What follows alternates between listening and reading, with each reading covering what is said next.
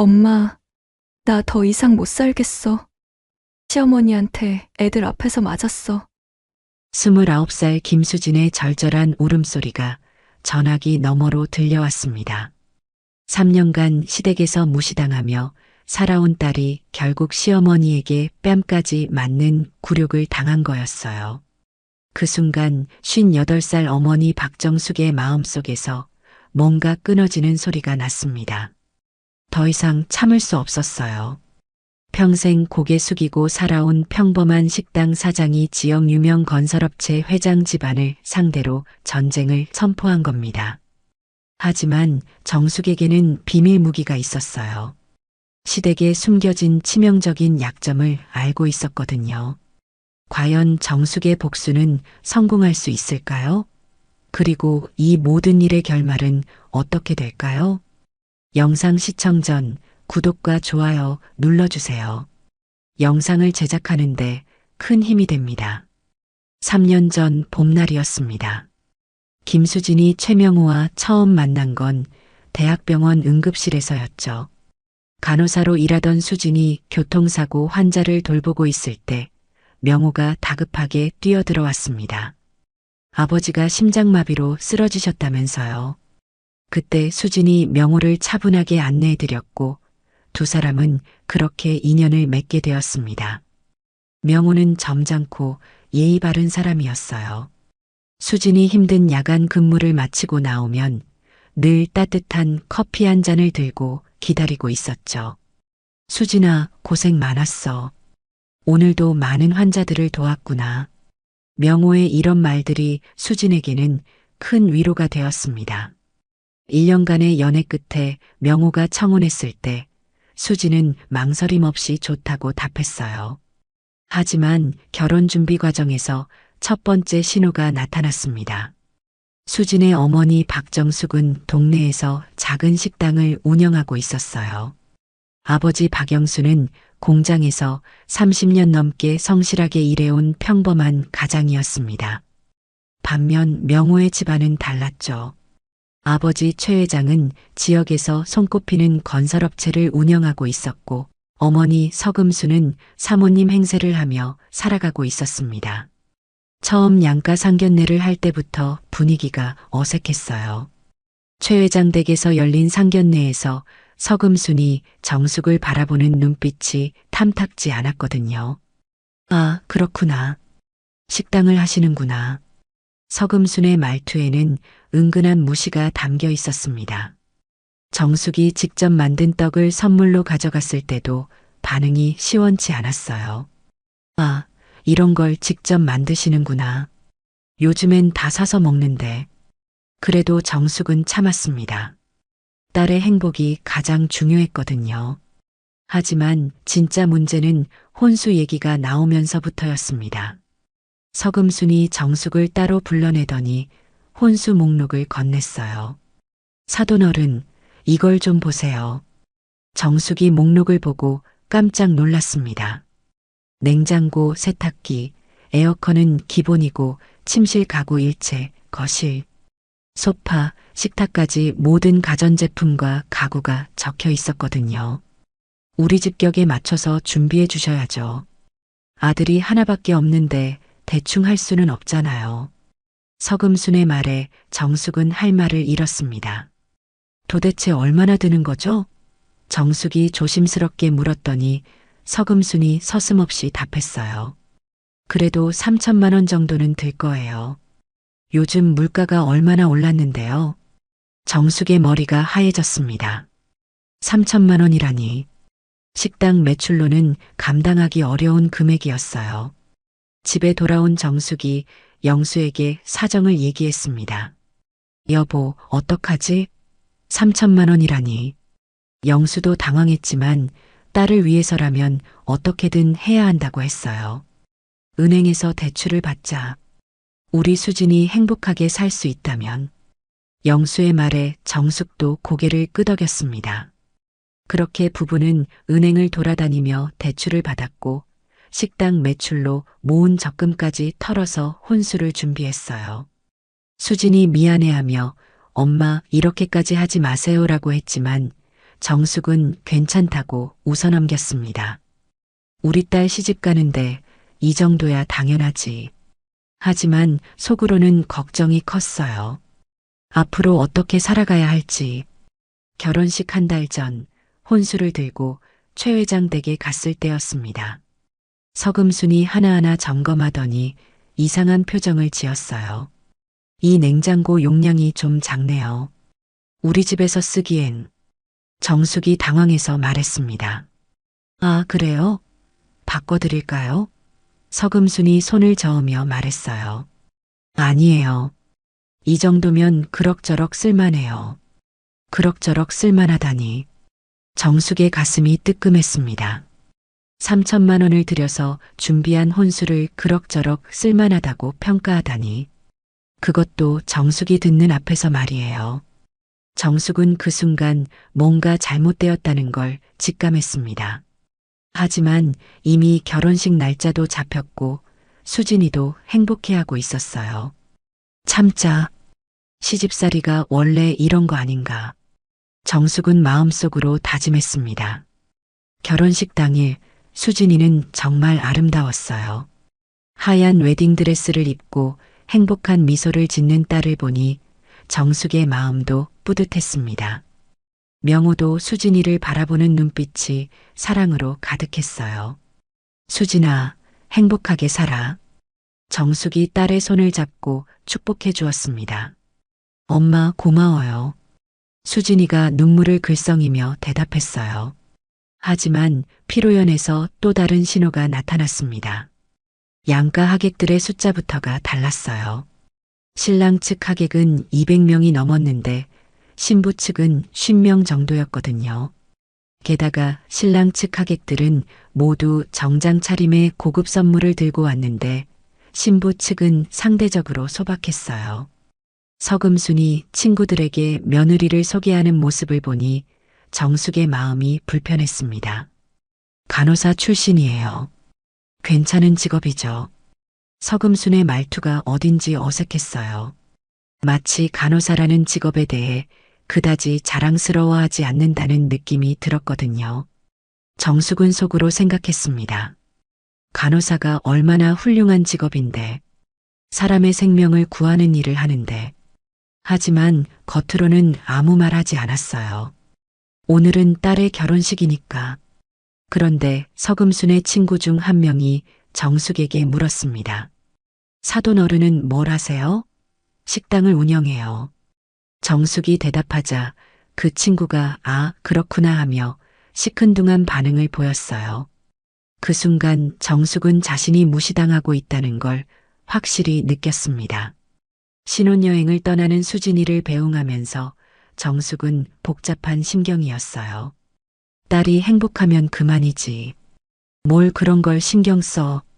정숙은 스스로를 다독였습니다. 하지만 마음 한구석에는 불안감이 자리 잡고 있었어요. 앞으로 수진이가 시댁에서 잘 지낼 수 있을까? 서금순의 태도를 보니 만만치 않을 것 같은데 영수가 정숙의 마음을 알아챘는지 말했습니다. 여보, 너무 걱정하지 마. 우리 수진이 워낙 착하니까 시어머니도 좋아하실 거야. 그래, 그럴 거야. 정숙도 고개를 끄덕였지만 불안한 마음은 쉽게 가시지 않았습니다. 과연 수진이의 결혼 생활이 순탄할까요? 결혼 후 1년 수진이의 표정이 조금씩 어두워지기 시작했고 정숙의 우려는 현실이 되어갔습니다. 신혼생활 한 달이 지나면서 수진이의 표정이 조금씩 어두워지기 시작했습니다. 정숙이 딸을 만나러 갔을 때 느낀 첫인상이었어요. 수진아, 왜 이렇게 야위었니? 정숙이 걱정스럽게 물었습니다. 아니에요, 엄마. 그냥 새로운 환경에 적응하느라. 수진이가 웃으며 대답했지만 억지스러워 보였어요. 명호는 직장에 나가고 수진이는 혼자 큰 집을 관리해야 했거든요. 시어머니 서금수는 매일같이 이런저런 잔소리를 늘어놓았습니다. 수진아, 바닥 청소를 이렇게 대충 하면 어떡해?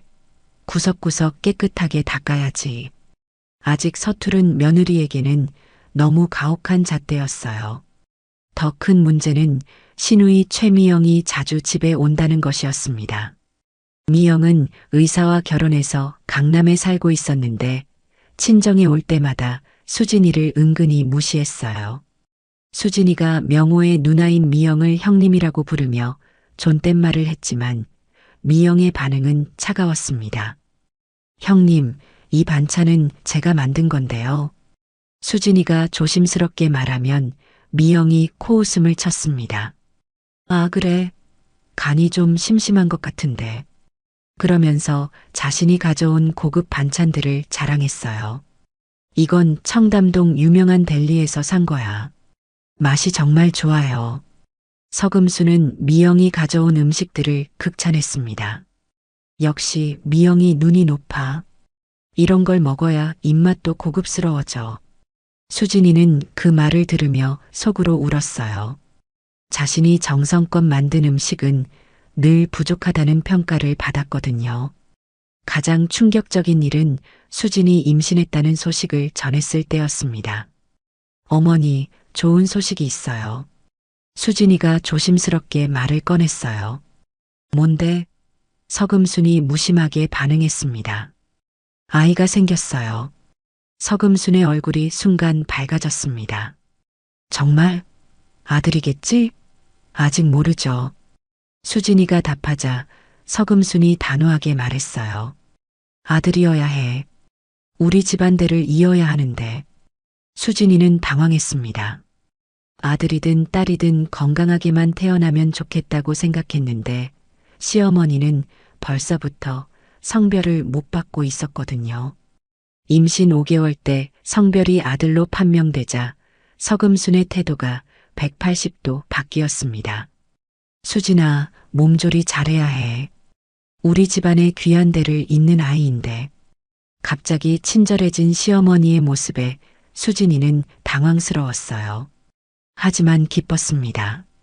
드디어 인정받는구나.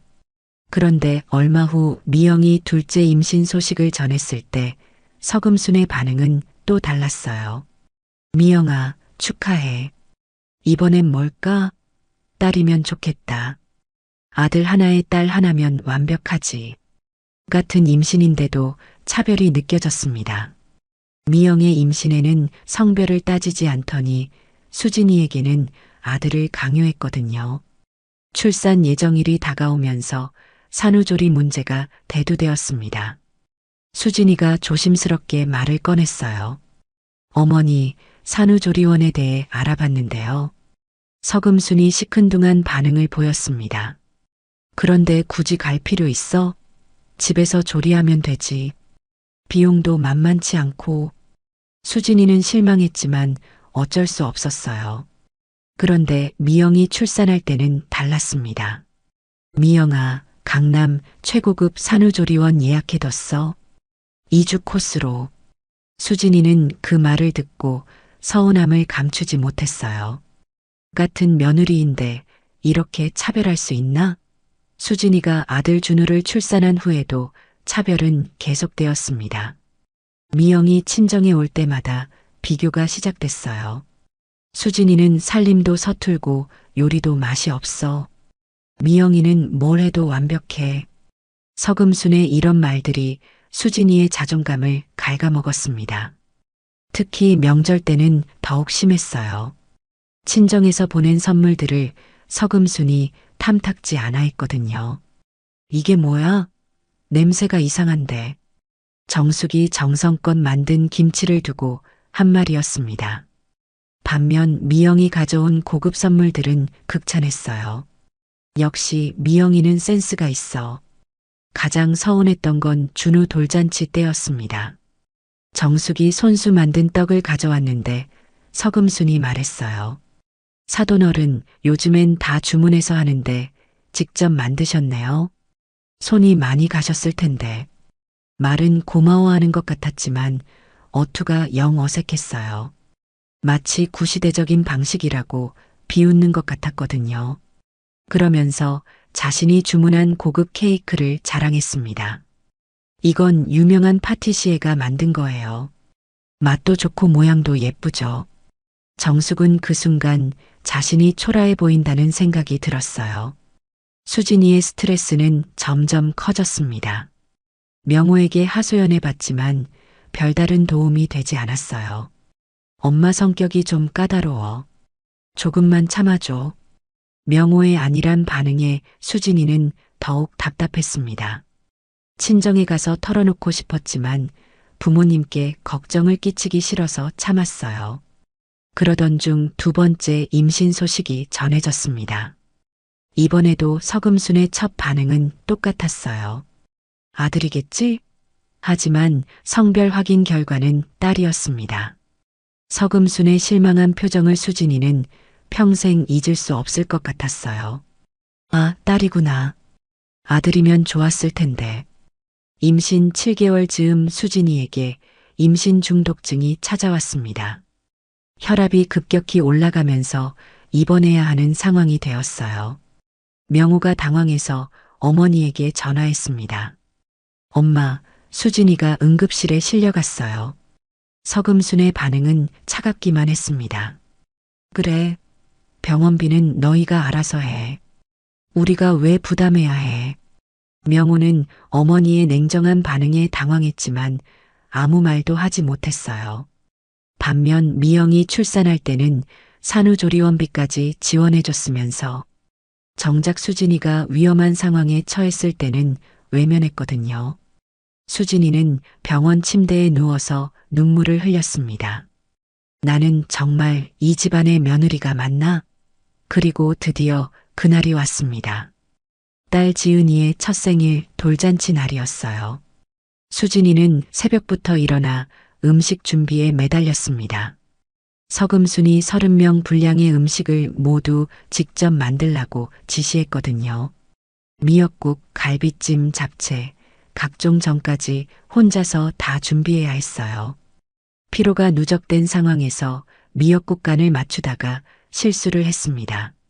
소금을 조금 덜 넣은 것 같았는데 시간에 쫓겨서 제대로 확인하지 못했어요. 오후 2시 손님들이 모두 도착했을 때였습니다. 서금순이 미역국을 맛보더니 얼굴이 굳어졌어요. 이게 뭐야? 간이 왜 이래? 수진이가 당황해서 말했습니다. 죄송해요, 어머니. 바로 간을 더 맞춰드릴게요. 하지만 서금순의 분노는 걷잡을 수 없이 커졌습니다. 내 친정 엄마가 식당하면서도 요리를 이 모양으로 가르쳤나? 그 말에 정숙의 얼굴이 하얗게 질렸어요. 가난한 집 출신이라고 음식도 가난하게 만드네. 서금순의 마지막 말이 떨어지자마자 팩. 서금순의 손이 수진이의 뺨을 때렸습니다. 손님들이 지켜보는 가운데 3살 준우와 1살 지은이 앞에서 벌어진 충격적인 순간이었어요. 수진이는 뺨을 움켜쥐고 눈물을 흘렸고 아이들은 엄마의 모습을 보고 울기 시작했습니다. 그날 밤 수진이가 정숙에게 전화를 걸어 울면서 말했어요. 엄마, 나 더 이상 못 살겠어. 애들 앞에서 맞았어. 정숙은 딸의 울음소리를 들으며 마음속에서 무언가 무너지는 소리를 들었습니다. 더 이상 참을 수 없었어요. 그날 밤 정숙은 한순간도 잠을 이루지 못했습니다. 딸이 맞는 장면이 계속 머리에 맴돌았어요. 27년 동안 소중하게 키운 딸을, 두 아이의 엄마를 저렇게 대한다니. 정숙의 가슴 속에서 분노가 타올랐습니다. 분노와 절망이 뒤섞인 복잡한 감정이 휘몰아쳤어요. 여보, 잠 못 자는구나? 영수가 뒤척이는 아내를 보며 말했습니다. 어떻게 잠이 와? 우리 딸이 저렇게 당하는데. 정숙의 목소리가 떨렸어요. 영수도 마찬가지였습니다. 자신의 딸이 맞는 모습을 보는 것이 얼마나 고통스러운지 밤새 잠을 이루지 못했거든요. 다음 날 아침 일찍 정숙에게 전화가 걸려왔습니다. 이순이었어요. 정수가 어젯밤에 수진이한테서 연락받았어. 그 애가 얼마나 울던지. 순이는 수진이의 이웃으로 살면서 그동안의 상황을 지켜봐온 터였습니다. 순이 언니, 저 정말 어떻게 해야 할지 모르겠어요. 정숙의 목소리에 절망이 가득했어요. 정숙아, 이제 가만히 있으면 안 돼. 내가 도와줄게. 순이의 목소리에는 결연한 의지가 담겨 있었습니다. 그분이 동네에서 40년 넘게 살아온 터줏대감이었거든요. 웬만한 일은 다 알고 있었죠. 그날 오후 순이가 정숙의 식당으로 찾아왔습니다. 언니 앉으세요. 차라도 한 잔 드시고. 정숙이 차를 내오자 순이가 말을 꺼냈어요. 정숙아, 솔직히 말하면 최 씨 집안에 대한 소문이 좀 돌고 있어. 무슨 소문이요? 정숙이 귀를 기울였습니다. 건설업체 일로 문제가 좀 있다고 하더라고. 부실공사 얘기도 나오고. 정숙은 놀랐어요. 정말요? 그뿐만 아니야. 직원들 임금도 제때 안 준다는 소문도 있고 세금 문제도 있다나 뭐라나.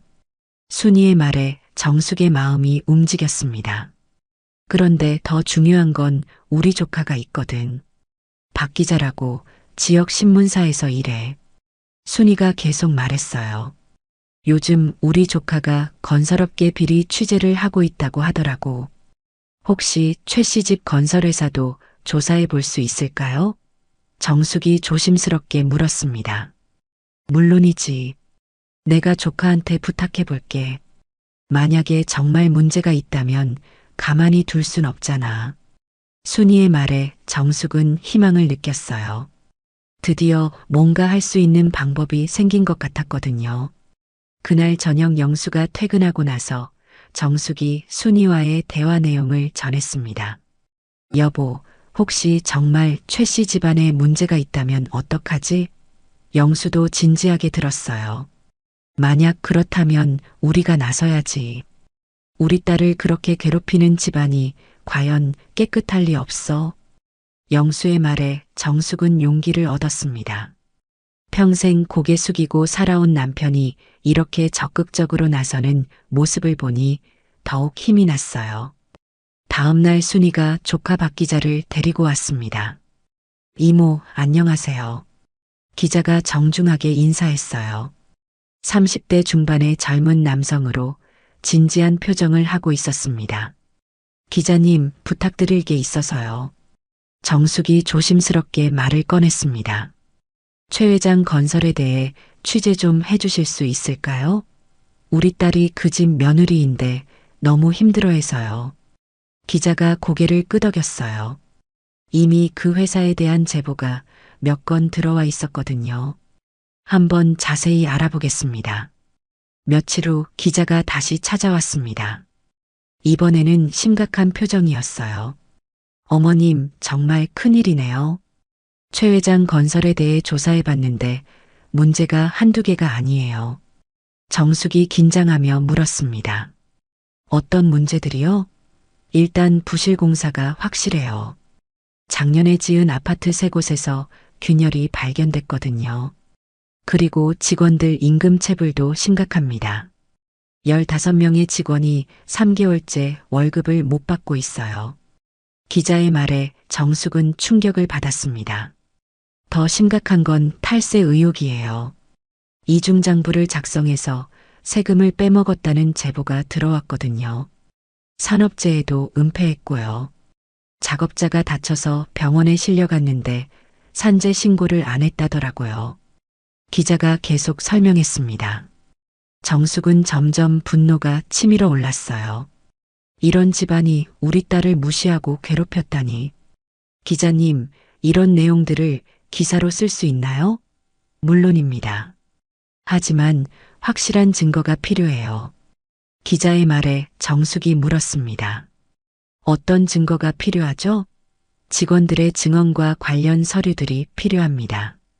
제가 전 직원들을 만나서 인터뷰해 볼게요. 부실공사 현장도 직접 가서 확인하고요. 기자가 구체적인 계획을 설명했어요. 그러면 언제쯤 기사가 나올 수 있을까요? 정숙이 조급하게 물었습니다. 2주 정도 시간을 주세요. 확실한 증거를 모아서 한 번에 터뜨리는 게 좋겠어요. 기자의 말에 정숙은 고개를 끄덕였습니다. 드디어 복수의 기회가 온 것 같았어요. 그날 밤 정숙은 수진이에게 전화를 걸었습니다. 수진아, 엄마가 뭔가 하고 있으니까 조금만 참아. 엄마, 무슨 말씀이세요? 수진이가 의아해했어요. 지금은 말할 수 없지만 곧 모든 게 해결될 거야. 정숙의 목소리에 희망이 담겨 있었습니다. 엄마, 혹시 위험한 일은 아니죠? 수진이가 걱정했지만 정숙은 괜찮다고 답했어요. 엄마를 믿어. 이번에는 진짜 끝장을 봐야겠어. 정숙의 마음속에 복수의 불꽃이 타오르고 있었습니다. 기자가 본격적인 취재에 나선 지 일주일이 지났습니다. 그동안 최 회장 건설의 전 직원 5명과 인터뷰를 마쳤고 부실공사 현장 3곳을 직접 확인했어요. 어머님, 상황이 생각보다 심각해요. 기자가 정숙에게 중간 보고를 했습니다. 어떤 내용들이 나왔나요? 정숙이 긴장하며 물었어요. 일단 임금 체불 문제가 확실해요. 김 반장이라는 분이 아주 구체적인 증언을 해주셨거든요. 15명의 직원이 3개월째 월급을 못 받고 있다고 하더라고요. 그뿐만 아니라 회사에서 해고 통보도 받았는데 퇴직금도 안 준다고 해요. 더 충격적인 건 부실공사 실태였습니다. 작년에 지은 레미안 아파트 3개 동에서 벽면 균열이 발견됐는데 시멘트 비율을 조작했다는 거예요. 원래 1대8 비율로 섞어야 하는데 1대11로 해서 강도가 약해진 거죠. 기자의 설명에 정숙은 경악했어요. 그럼 사람들이 위험한 건 아닌가요? 다행히 구조적인 문제는 아니지만 장기적으로 보면 내구성에 문제가 있을 수 있어요. 그런데 최 회장은 이 사실을 알고도 숨겼거든요. 입주민들한테는 경미한 하자라고 둘러댔고요. 가장 결정적인 증거는 김 반장이 제공한 이중 장부였습니다. 김 반장이 회계팀에서 일할 때 혹시 몰라서 몰래 복사해 둔 거였어요. 이 서류를 보면 실제 매출과 신고한 매출이 완전히 달라요. 3년 동안 약 50억 원의 소득을 숨긴 것 같아요. 기자가 서류를 보여주며 설명했습니다. 정숙은 그 액수에 깜짝 놀랐어요. 50억 원이라니. 그 정도면 탈세 금액만 해도 10억 원은 넘을 거예요. 게다가 가중처벌까지 받으면 회사가 망할 수도 있어요. 산업재해 은폐 사건도 심각했습니다. 지난해 7월 작업 중이던 인부가 3층에서 떨어져서 다리가 부러졌는데 최 회장이 산재 신고를 하지 말라고 지시했다는 거예요. 대신 자기들이 치료비를 부담한다고 하면서 입막음을 한 거죠. 하지만 실제로는 치료비도 제대로 주지 않았고 그 인부는 지금도 후유증에 시달리고 있어요. 기자의 말에 정숙의 분노가 치밀어 올랐습니다. 이런 악질적인 집안이 우리 딸을 무시하고 괴롭혔다니. 증거 수집이 어느 정도 완료되자 순이가 새로운 제안을 했어요. 정수가, 이런 중요한 일은 우리끼리만 하면 안 될 것 같아. 전문가의 도움이 필요해. 순이가 소개한 건 윤 변호사였습니다. 노동 전문 변호사로 이런 사건들을 많이 다뤄본 경험이 있었어요. 변호사님, 이 정도 증거면 어떨까요? 정숙이 조심스럽게 물었습니다. 충분합니다. 오히려 너무 많아서 문제네요. 윤 변호사가 웃으며 답했어요. 이 정도면 형사처벌은 물론이고 회사 존립 자체가 위험할 수 있어요. 하지만 윤 변호사는 신중하게 접근하자고 조언했습니다. 한 번에 모든 걸 공개하는 것보다는 단계적으로 압박하는 게 좋겠어요. 먼저 언론에 공개하고 그 다음에 관련 기관에 신고하는 순서로 가시죠. 그렇게 해야 최 회장 측에서 증거를 인멸할 시간을 주지 않을 수 있어요. 윤 변호사의 전문적인 조언에 정숙은 고개를 끄덕였습니다. 그러면 언제쯤 시작할 수 있을까요? 다음 주 월요일이 어떨까요? 그때까지 마지막 점검을 마치고 완벽하게 준비하겠습니다. 주말 동안 기자는 마지막 취재를 마쳤습니다. 피해자들의 추가 증언을 받고 부실 공사 현장의 정밀 촬영도 완료했어요. 심지어 최 회장이 직원들에게 협박성 발언을 한 녹음 파일까지 확보했습니다. 월급 못 받는다고 신고하면 너희들 다른 데서도 못 쓴다. 건설업계가 얼마나 좁은데. 최 회장의 목소리가 녹음기에 선명하게 담겨 있었어요. 이제 정말 모든 준비가 끝났습니다. 일요일 밤 정숙은 영수와 마지막 대화를 나눴어요. 여보, 내일부터 정말 시작이야. 괜찮겠어? 영수가 걱정스럽게 물었습니다. 괜찮아. 이제 더 이상 참을 수 없어. 우리 딸을 그렇게 괴롭힌 대가를 치르게 해야지. 정숙의 목소리에는 확고한 결의가 담겨 있었어요. 영수도 아내의 마음을 이해했습니다. 그래, 이번엔 끝까지 가보자. 우리 딸을 위해서라도. 부부는 서로의 손을 꼭 잡고 내일을 준비했습니다. 그날 밤 정숙은 수진이에게 마지막 전화를 걸었어요. 수진아, 내일부터 좀 바빠질 것 같아. 혹시 시댁에서 뭔가 이상한 일이 일어나더라도 놀라지 마. 엄마, 도대체 무슨 일이에요? 수진이가 불안해했지만 정숙은 자세한 얘기를 하지 않았습니다. 곧 알게 될 거야. 그때까지 조금만 참아. 엄마가 반드시 너를 지켜줄게. 정숙의 말에 수진이는 뭔가 큰 일이 일어날 것 같다는 예감이 들었어요. 하지만 어머니를 믿기로 했습니다. 네, 엄마. 엄마를 믿어요. 그날 밤 모든 사람들이 내일을 기다리며 잠자리에 들었습니다. 정의의 첫 번째 포문이 열리는 날이었거든요. 월요일 아침 8시 지역 신문 일면에 충격적인 기사가 실렸습니다. 최 회장 건설, 부실 공사와 임금 체불 논란. 기자가 2주간 공들여 준비한 특종이었어요. 기사에는 구체적인 증거들이 상세히 담겨 있었습니다. 아파트 균열 사진, 체불된 임금 명세서, 그리고 최 회장의 협박성 발언 녹음 파일까지. 모든 내용이 팩트에 기반해서 작성되었기 때문에 반박할 여지가 없었어요. 오전 9시 최 회장 건설 사무실이 발칵 뒤집혔습니다.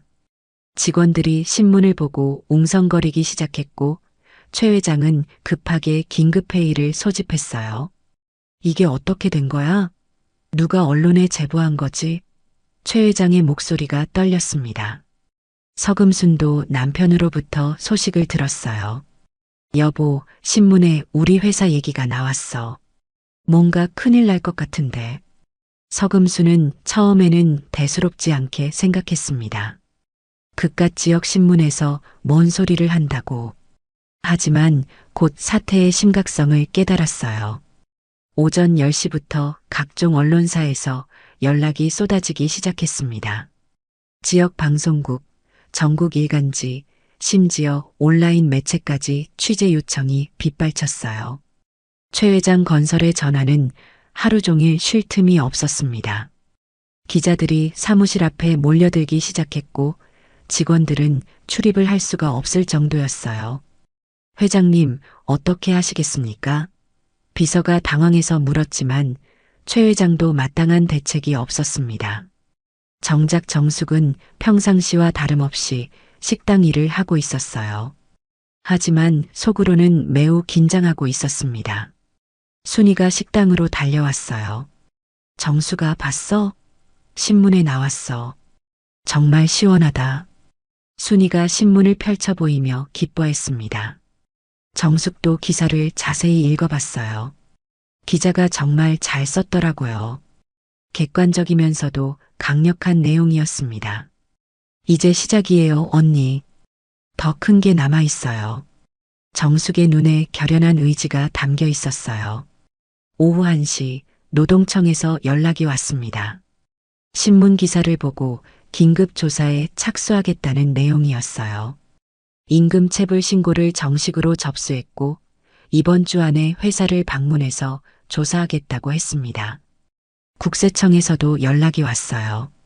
탈세 의혹에 대해 세무조사를 실시하겠다는 통보였습니다. 윤 변호사가 미리 준비해둔 신고서들이 한꺼번에 접수된 거였어요. 변호사님, 정말 고마워요.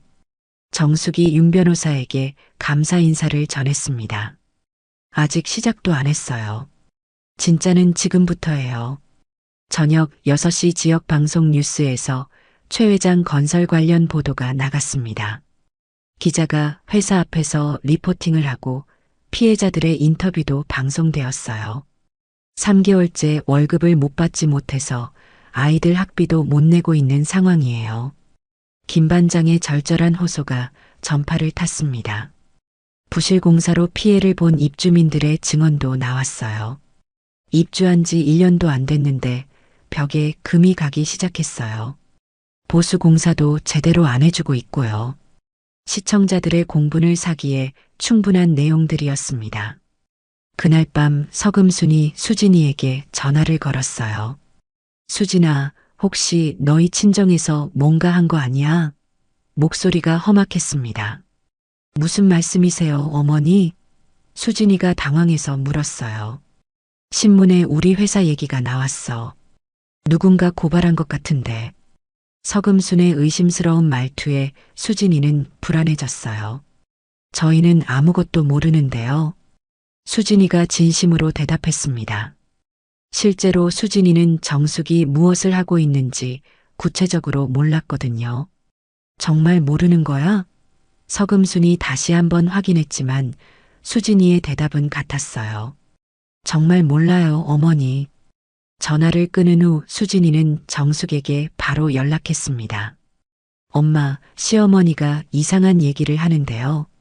신문에 시댁회사 얘기가 나왔다고. 혹시 엄마가 뭔가 하신 거예요? 수진이의 목소리에 긴장감이 섞여 있었어요. 수진아, 엄마가 말했잖아. 더 이상 참고 있을 수 없다고. 정숙의 대답에 수진이는 깜짝 놀랐습니다. 엄마, 설마 정말로? 그래, 엄마가 했어. 우리 딸을 그렇게 괴롭힌 대가를 치르게 하는 거야. 정숙의 목소리에 강한 의지가 담겨 있었어요. 엄마, 위험하지는 않을까요? 수진이가 걱정했지만 정숙은 자신 있게 답했어요. 걱정하지 마. 모든 게 사실이니까. 거짓말 하나 없어. 오히려 그동안 숨겨졌던 진실이 드러나는 거야. 정숙의 말에 수진이는 안도와 동시에 놀라움을 느꼈습니다. 어머니가 이렇게 강하신 분이었나? 엄마, 고마워요. 수진이의 목소리에 눈물이 섞여 있었어요. 이제 시작이야, 수진아. 더 큰 것들이 남아있어. 정숙이 의미심장하게 말했습니다. 다음 날 화요일 온라인 커뮤니티와 SNS에서 최 회장 건설 이야기가 화제가 되기 시작했어요. 네티즌들이 관련 기사들을 공유하면서 댓글을 달았습니다. 이런 회사는 망해야 한다. 건설업계에 이런 악질들이 너무 많다. 피해자들을 도와야 한다. 여론이 최 회장 건설에게 불리하게 돌아가고 있었어요. 특히 젊은 층들 사이에서 분노가 확산되고 있었습니다. 정숙이 예상했던 것보다 훨씬 큰 파장이 일어나고 있었어요. 이제 정말 돌이킬 수 없는 강을 건넜구나. 정숙은 마음속으로 다짐했습니다. 끝까지 가자. 우리 딸을 위해서. 수요일 아침 국세청 조사관들이 최 회장 건설에 나타났습니다. 세무조사 영장을 들고 온 5명의 조사관들이 회사 전체를 뒤지기 시작했어요. 회계장부, 컴퓨터 하드디스크, 각종 계약서까지 모든 자료를 압수했습니다. 최 회장은 당황해서 변명을 늘어놓았지만 소용없었어요. 이미 구체적인 제보와 증거가 있는 상황에서 조사는 신속하게 진행되었습니다. 직원들은 일을 할 수가 없었어요. 사무실 곳곳에서 조사관들이 서류를 뒤지고 있었거든요. 같은 날 오후 노동청에서도 조사관 3명이 파견되었습니다. 임금 체불 신고를 받고 현장 조사에 나선 거였어요. 김 반장을 비롯한 피해 직원들이 하나씩 조사관들과 면담을 했습니다. 3개월째 월급을 못 받고 있어요. 퇴직금도 안 주겠다고 하고 김 반장의 증언에 조사관들이 고개를 끄덕였어요. 이런 사례들이 하나씩 정리되면서 최 회장 건설의 죄상이 명확해지고 있었습니다. 회장님, 이거 정말 큰일 날 것 같은데요. 비서가 걱정스럽게 말했지만 최 회장은 대답할 말이 없었어요. 목요일에는 더욱 충격적인 일이 벌어졌습니다.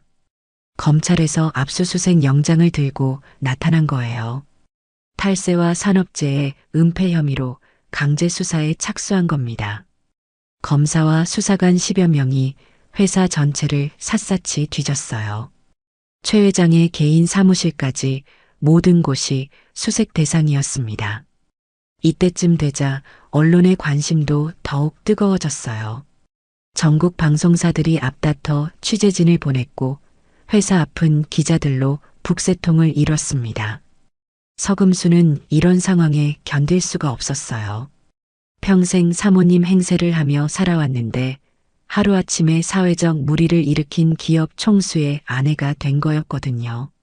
친구들과의 약속도 모두 취소해야 했고 동네에서 만나는 사람들의 시선도 부담스러웠어요. 명호에게 전화를 걸어 화를 냈습니다. 명호야, 이게 다 내 처가짓이야. 분명히 내 장인어른이나 장모님이 한 짓일 거야. 하지만 명호도 확신할 수 없었어요.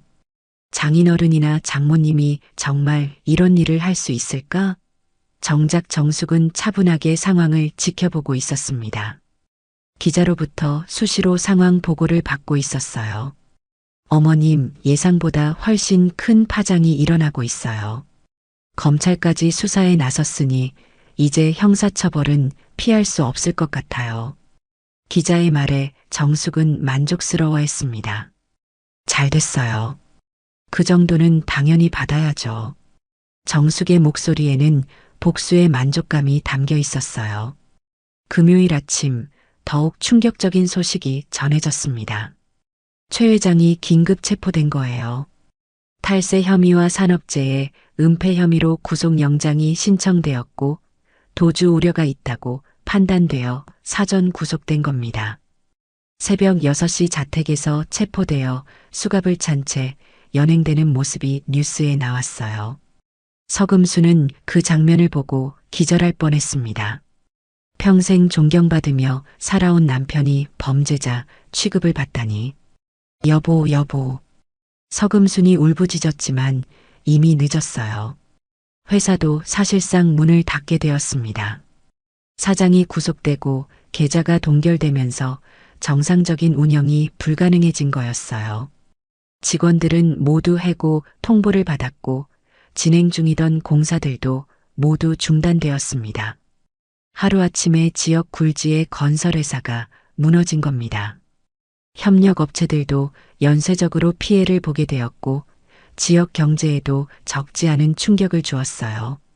이 모든 게 정숙의 복수에서 시작된 일이었습니다.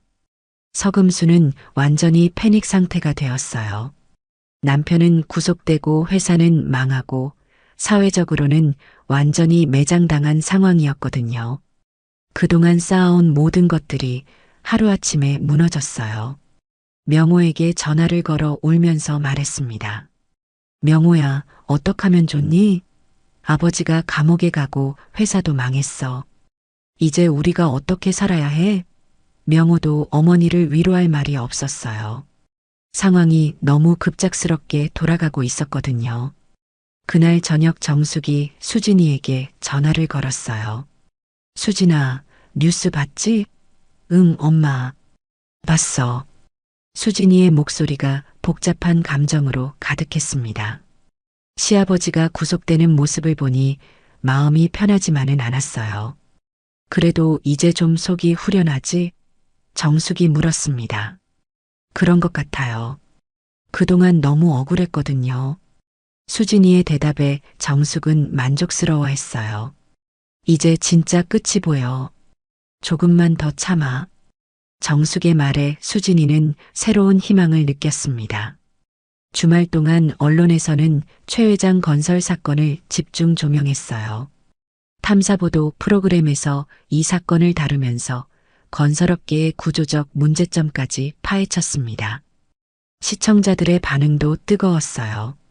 이런 악질 기업들은 모두 망해야 한다. 피해자들을 위해 정의가 실현된 것 같아 다행이다. 여론은 완전히 최 회장 건설에 등을 돌렸어요.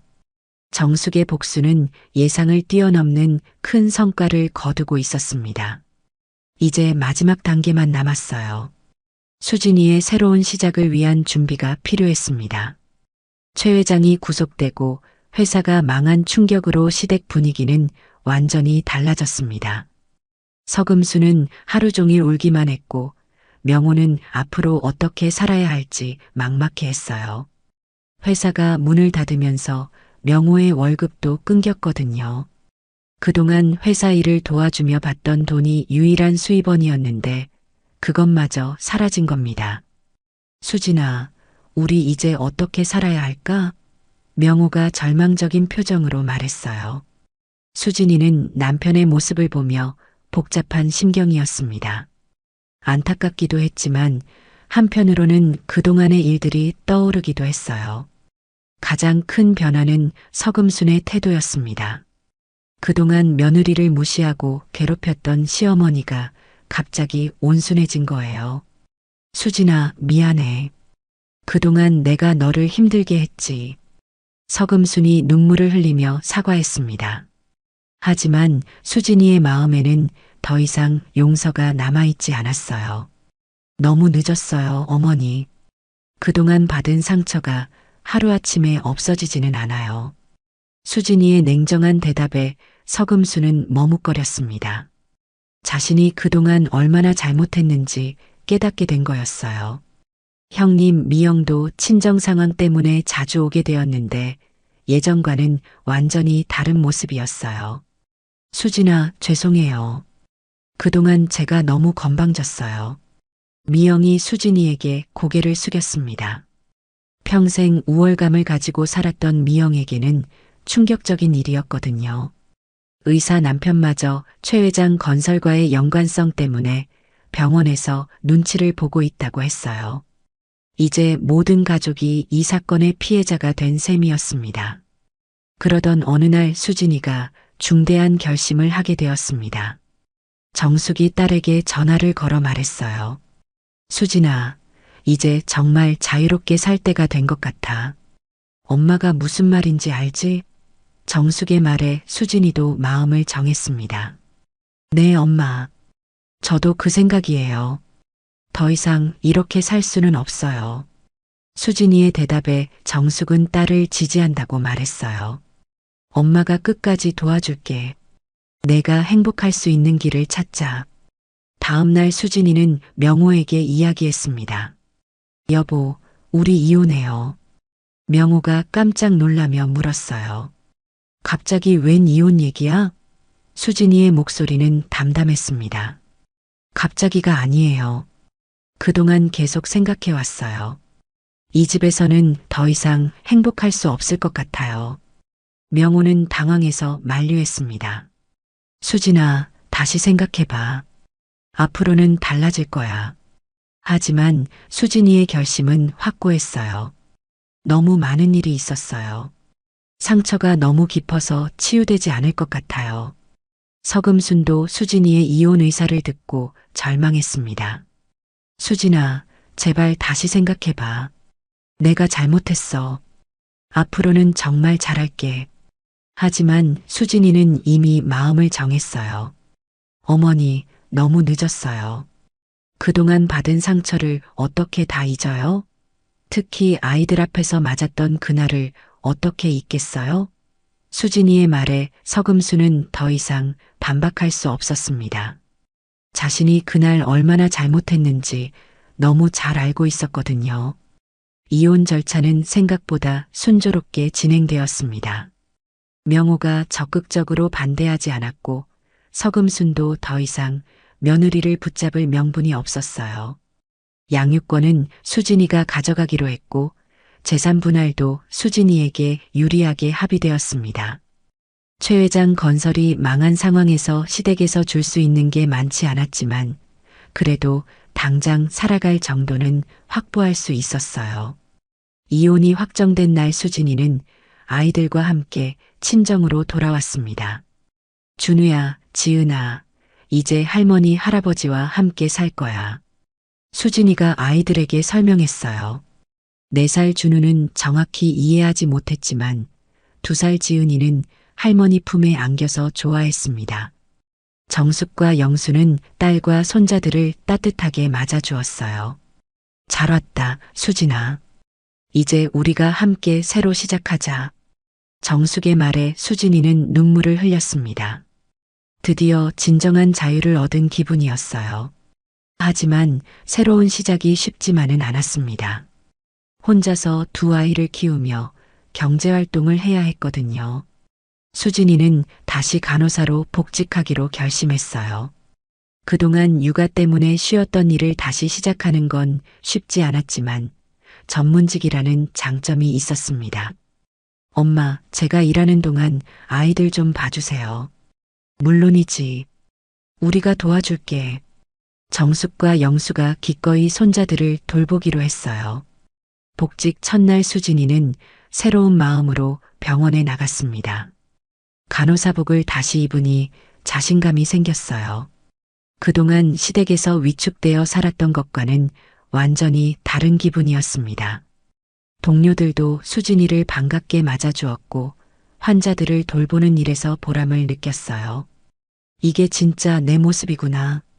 수진이는 자신의 능력을 다시 확인할 수 있었습니다. 저녁에 집에 돌아와서 아이들과 함께 저녁을 먹고 정숙과 영수와 대화하는 시간이 소중했어요. 정말 오랜만에 느끼는 평온함이었습니다. 엄마, 정말 고마워요. 엄마가 없었다면 이렇게 새로 시작할 수 없었을 거예요. 수진이의 감사 인사에 정숙은 뿌듯해했습니다. 당연한 일이야. 우리 딸이 행복한 게 가장 중요해. 이혼 후 1년이 지나면서 수진이의 삶은 완전히 달라졌습니다. 간호사로 복직한 후 업무에 적응하면서 자신감을 되찾았고 아이들도 할머니, 할아버지의 사랑 속에서 건강하게 자라고 있었어요. 준우는 이제 5살이 되어 유치원에 다니고 있었고 지은이도 3살이 되어 말을 제법 잘하게 되었습니다. 엄마, 오늘 유치원에서 재미있는 일이 있었어. 준우가 수진이에게 하루 있었던 일을 신나게 얘기했어요. 그런 아들의 모습을 보며 수진이는 행복을 느꼈습니다.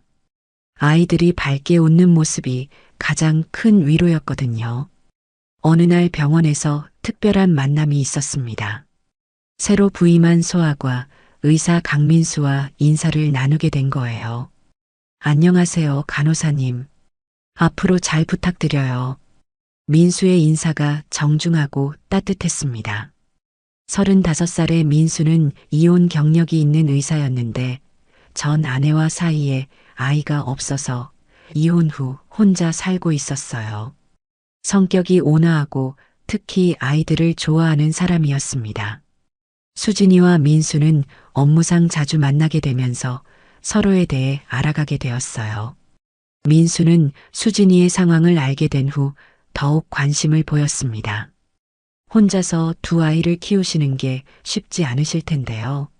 정말 대단하세요. 민수의 진심 어린 격려에 수진이는 고마움을 느꼈어요. 그냥 해야 할 일을 하는 것뿐이에요. 수진이의 겸손한 대답에 민수는 더욱 호감을 느꼈습니다. 강인하면서도 따뜻한 수진이의 인품에 끌렸거든요. 2 사람은 서서히 가까워지기 시작했어요. 6개월 정도 지나면서 민수가 조심스럽게 수진이에게 마음을 표현했습니다. 간호사님, 혹시 시간 되실 때 커피 한 잔 하실래요? 민수의 제안에 수진이는 잠시 망설였어요. 아직 새로운 사랑에 대한 준비가 되어 있는지 확신이 서지 않았거든요. 하지만 민수의 진실한 마음을 느낄 수 있었습니다. 좋아요. 그렇게 2 사람의 조심스러운 만남이 시작되었어요. 첫 데이트에서 민수는 수진이에게 솔직하게 말했습니다. 저는 수진 씨의 아이들까지 사랑할 자신이 있어요. 제가 아이를 좋아하거든요. 민수의 고백에 수진이는 감동했어요. 그동안 만난 사람들 중에 아이들까지 받아들이겠다고 말한 사람은 민수가 처음이었거든요. 고마워요. 하지만 조금 더 시간을 주세요. 수진이의 신중한 답변에 민수는 기꺼이 기다리겠다고 했어요. 몇 달 후 민수가 수진이의 집에 초대받았습니다. 정숙과 영수, 그리고 아이들과 처음 만나는 자리였어요. 안녕하세요. 강민수입니다. 민수가 정중하게 인사했고 정숙과 영수도 호감을 표했습니다. 특히 준우와 지은이가 민수를 좋아했어요. 아저씨, 같이 놀아요. 준우가 민수의 손을 잡고 방으로 끌고 갔고 지은이도 따라갔습니다. 민수는 아이들과 자연스럽게 어울렸어요. 블록놀이도 해주고 책도 읽어주면서 진심으로 아이들을 대했습니다. 그 모습을 본 정숙이 수진이에게 말했어요. 저 사람 괜찮은 것 같다. 아이들도 좋아하고 인품도 좋아 보여. 정숙의 말에 수진이도 고개를 끄덕였습니다. 저도 그런 것 같아요. 정말 좋은 사람인 것 같아요. 영수도 민수와 대화를 나누면서 좋은 인상을 받았어요. 성실하고 책임감 있는 사람이라는 느낌이 들었거든요. 사위감으로 손색이 없다고 생각했습니다. 1년 더 지난 후 민수가 정식으로 프로포즈했습니다. 수진 씨, 저와 결혼해 주세요. 준우와 지은이의 아빠가 되고 싶어요. 민수의 진심 어린 고백에 수진이는 더 이상 망설이지 않았어요. 네, 좋아요. 우리 가족이 되어 주세요. 수진이의 승낙에 민수는 기뻐했고 아이들도 새 아빠가 생긴다는 소식에 좋아했습니다. 아빠, 아빠. 지은이가 민수를 아빠라고 부르기 시작했고 준우도 따라했어요. 결혼식은 소박하지만 따뜻하게 치러졌습니다. 가족과 가까운 친구들만 초대한 작은 결혼식이었어요. 수진이는 하얀 드레스 대신 우아한 한복을 입었고 민수도 한복을 맞춰 입었습니다. 준우와 지은이가 화동과 화녀 역할을 했는데 너무 사랑스러웠어요. 정숙과 영수는 딸이 진정한 행복을 찾은 모습을 보며 눈물을 흘렸습니다. 이제야 우리 딸이 정말 행복해지는구나.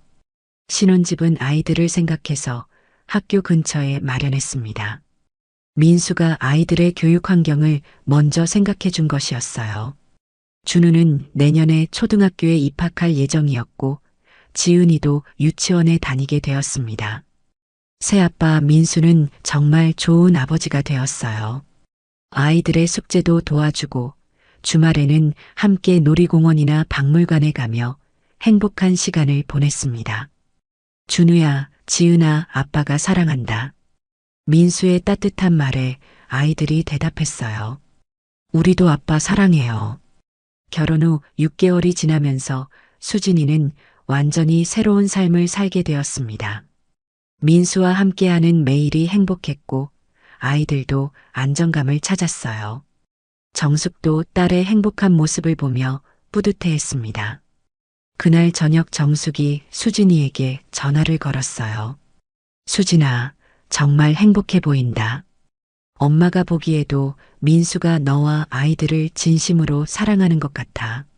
엄마, 정말 고마워요. 엄마가 그때 용기를 내주지 않았다면 지금의 행복도 없었을 거예요. 수진이의 감사 인사에 정숙은 말했어요. 뭘 고마워해? 당연한 일이었어. 엄마는 내가 행복한 게 가장 중요해. 그리고 정숙은 마지막으로 이렇게 덧붙였습니다. 세상에는 돈 많다고 사람을 무시할 권리는 없어. 진짜 부자는 마음이 넉넉한 사람이야. 우리 수진이는 이제 정말 부자가 되었어. 사랑받고 존중받는 진정한 부자 말이야. 그날 밤 수진이는 민수와 아이들이 잠든 모습을 바라보며 생각했습니다. 정말 행복하다. 이런 평범한 일상이 얼마나 소중한지. 그리고 용기 있게 새로운 선택을 한 자신과 끝까지 자신을 지켜준 어머니에게 감사했어요. 때로는 참는 것보다 용기 있게 맞서는 것이 가족을 지키는 길이라는 걸 깨달았습니다. 수진이의 새로운 행복은 이제 막 시작되었어요. 오늘 이야기가 좋으셨다면 구독과 댓글, 알람 설정 잊지 마시고 소중한 댓글 하나가 정말 큰 힘이 됩니다. 시청해 주셔서 진심으로 감사드립니다.